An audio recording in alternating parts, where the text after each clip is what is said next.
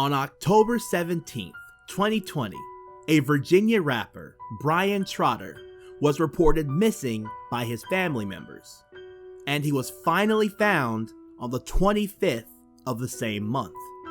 Except, he was already dead. His body was found inside the trunk of a car in Miami, but how did it get there? There are still some missing pieces in between. We are going to try and cover some of those mysterious pieces in this video. Before we get into it, I just wanted to say, welcome to Culture Report.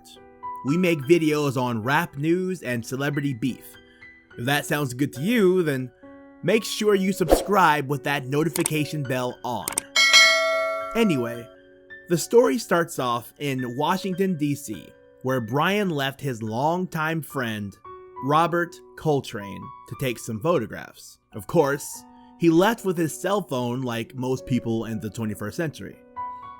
But not too long after, he stopped communicating with family and friends.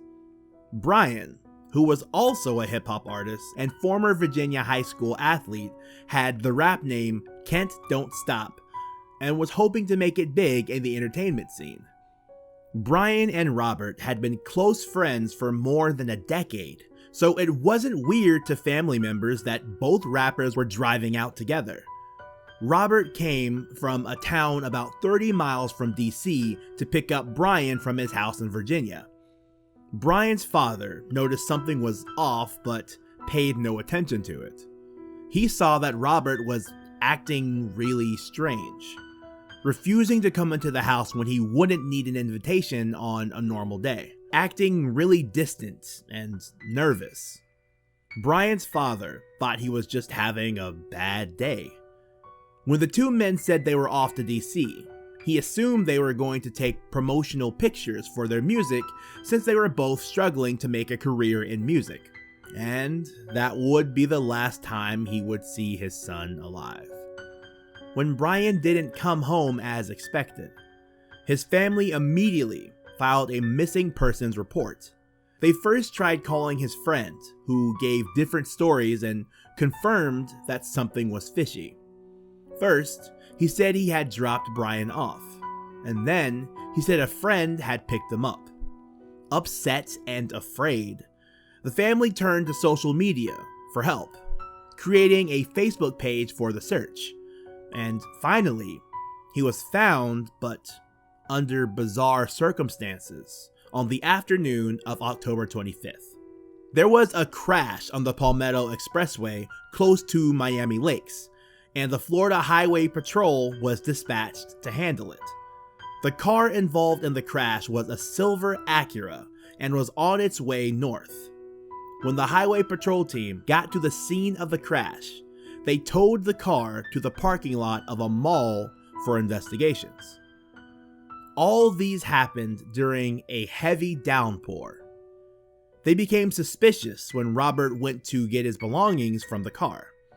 It wasn't just the fact that he had removed a Glock gun case, but there was an overwhelming stench reaching them from the trunk.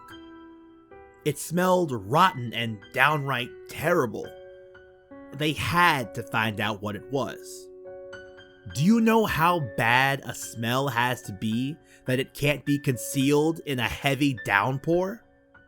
As soon as they opened the trunk, they found a body wrapped in a piece of fabric.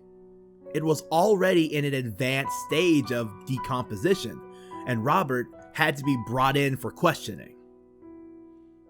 He was allowed to call Brian's sister, who he had told that Brian had died in his hometown of Triangle, Virginia, and apologized. An unnecessary apology, if you ask me. The investigators found a .45 caliber Glock pistol in the car. This is the weapon that killed Brian, because the autopsy revealed multiple gunshots to his torso.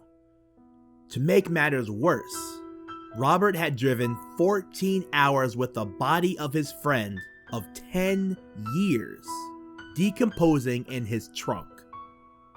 Nobody knows the motive behind this. But you have to be a disgustingly terrible person to be able to do something like that to a friend and still withstand that stench for hours.